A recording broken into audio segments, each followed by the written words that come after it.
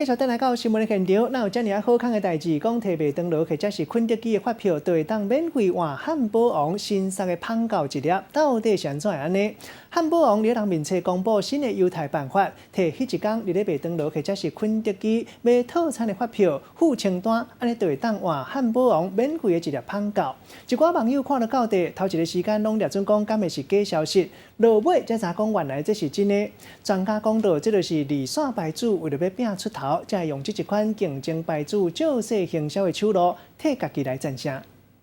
像是汉堡王新推出的汉堡，只要用麦当劳或肯德基的发票，就能免费兑换一个，有可能吗？所以它是可以换的吗？可以。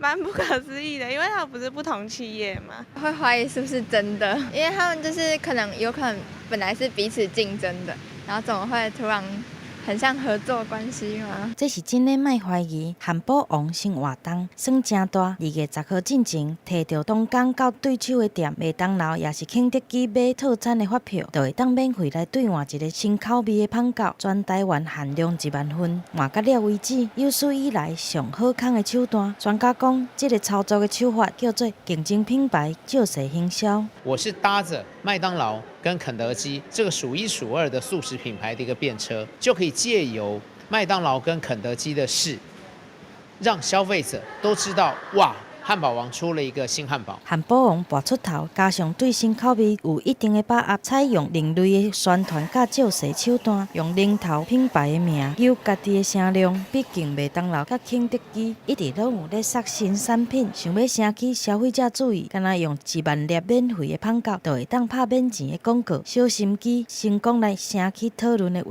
题。记者综合报道。